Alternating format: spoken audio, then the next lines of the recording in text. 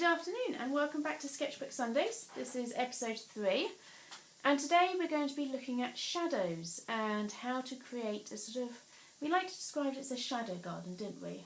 Or shadow forest floor. Using, you see in front of me, a selection of foliage and twigs from our garden and our walks out and about. And you need to, when you go and collect them, you need to look for things that have really strong shapes. Like this bracken has lovely shapes of the leaves, or these seed heads here and some early catkins. Very strong, dominant shapes which create beautiful shadows. You will also need pencil, quite important, to do some drawing with. Some blobs of Play-Doh, air drying clay, plasticine, even really sticky mud from the garden or out and about. Anything that can sort of hold a twig upright or some of these things. You also need, ours is off camera, a spotlight, a small spotlight to create nice strong shadows. Okay, shall we start? So, in my sketchbook, we've already been working on a few, you can see here and here. We're going to show you how we started to create these shapes. So the spotlight is going on, quite bright, there we go. Now which one are you going to start with? The ivy. Now I'm going to start with this seed head here. It's a lovely seed head with some berries on it. And just stick it in your blob of plasticine, Play-Doh, and position it where you want it to create a shadow on your page. And then hold your page down and with your pencil start drawing around the shapes you see.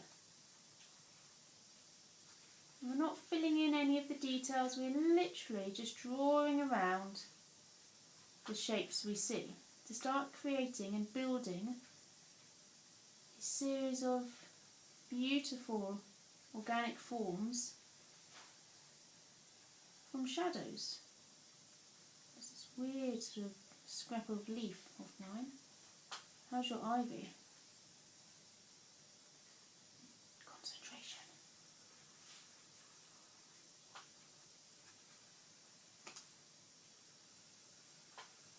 I actually really like this seed head, so I'm going to just use it again in a different position. And you can move your page and your object around to create the shadows you want. Oh, that's a lovely position there. And that's how the Play-Doh is useful, because you can kind of squidge it into position to hold things at certain angles. And also allows you to see that objects nearer to the light have a crisper and shorter shadow than those further away. So you can create some really fun forms and shapes from the organic things you started with.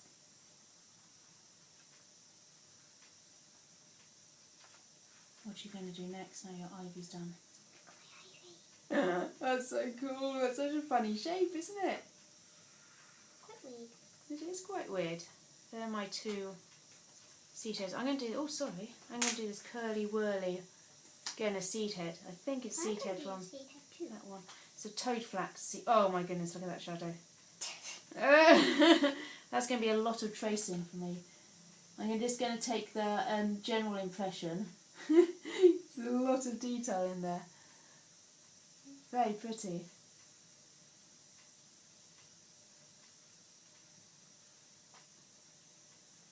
And there are lots of sort of little negative spaces in there. It's really good fun, isn't it? Because you get to sort of build this garden up.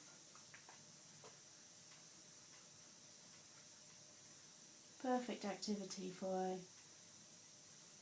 a dull January day thinking about planting seeds and gardens.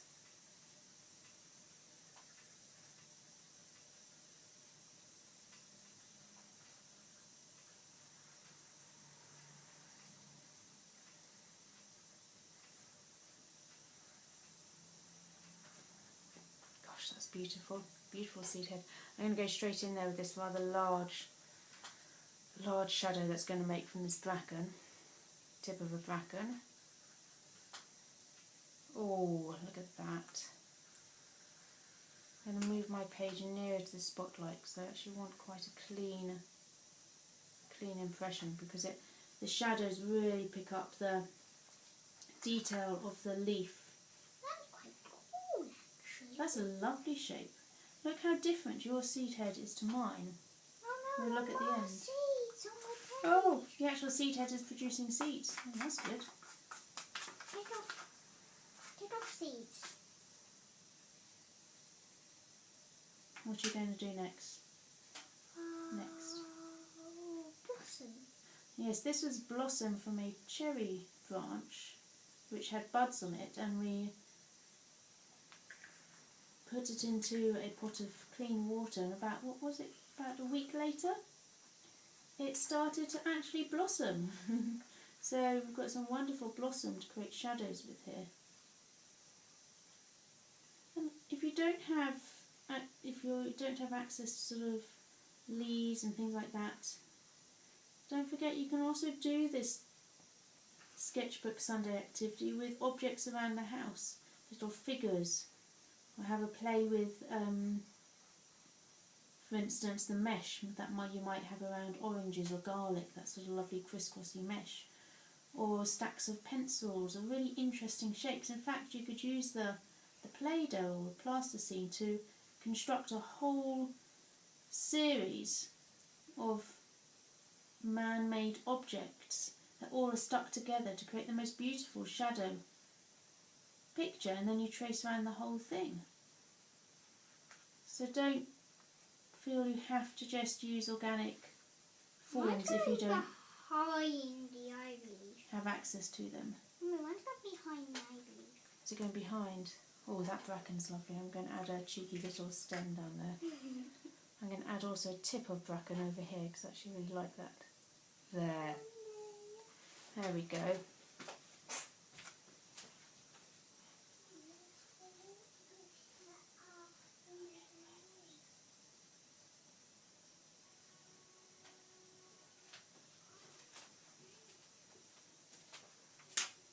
How's yours going? Good, I'm just doing the catkin. Oh, the hazel catkin.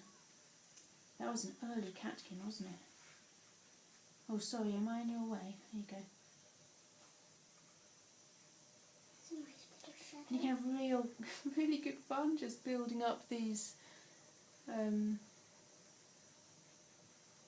images.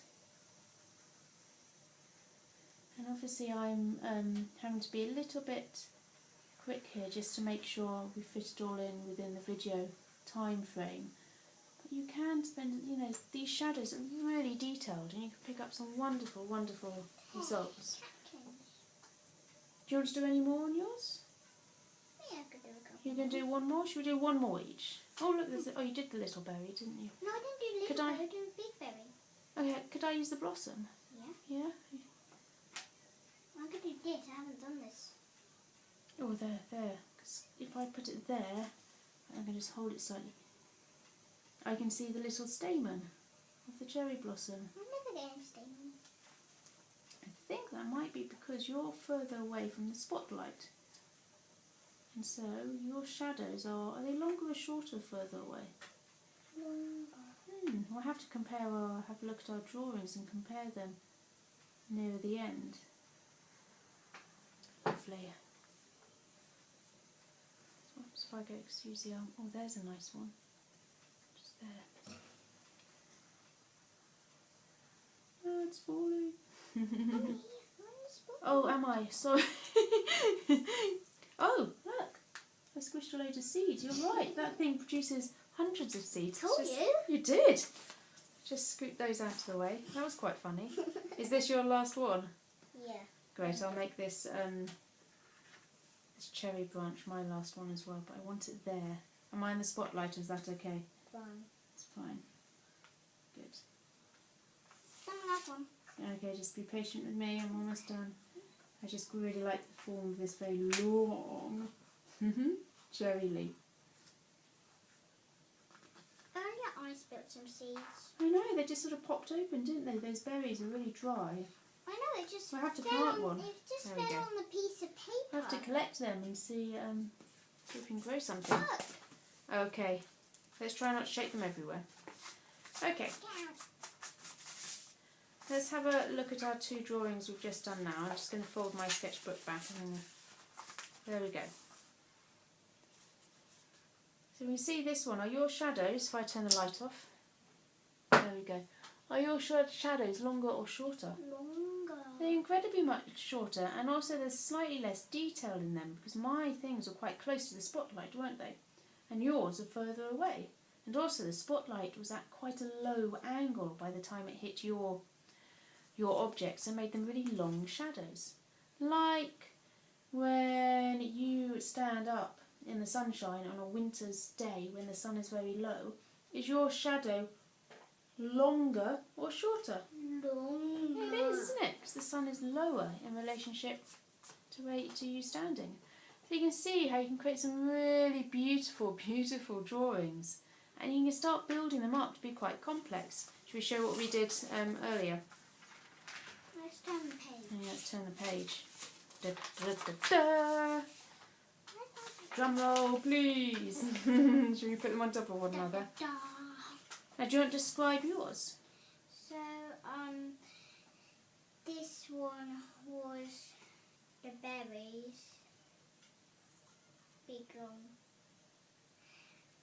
Down there, I think, was the ivy. Fern, blossom, and I think it's toad flax, isn't toad it? flax. And you told me this was a forest floor. And I described mine like a flower garden. And you see what we've started to do here. Just take the forms and colour them in. On my one, I've started to look, I mean the forms are quite abstract because the shadows, but for instance the catkins here had distinctive darker stripes and lighter stripes. So I've just kind of integrated that pattern into the catkins. And again added a little few veins, didn't I, and a few stamen, just in a very loose way. And I also started to colour in my background, in some areas, black, which looked really strong against the colour, didn't it? And you can really begin to see how they actually take into quite beautiful, beautiful patterns and ways of generating an image from the original organic forms, which is good fun. The other thing, of course, you can do, it's a bit tricky today because there's no direct sunlight, it's quite grey out there. On a really sunny day, if you take your sketchbook and you start holding it underneath trees and branches outside on a walk, you can start drawing their shadows outside, and it's almost like catching the shadows from the trees and things. And you can start. I know, we're waiting for a sunny day, aren't we? We're gonna go out, do that. And you can start sort of catching shadows from outside, from the trees around you and the environment around you, to create these really beautiful drawings in your sketchbook. That's the 3rd Sketchbook Sunday activity, and we shall be back next week next week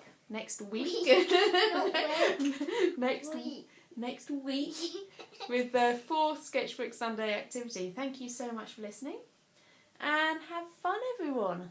Goodbye. Bye-bye.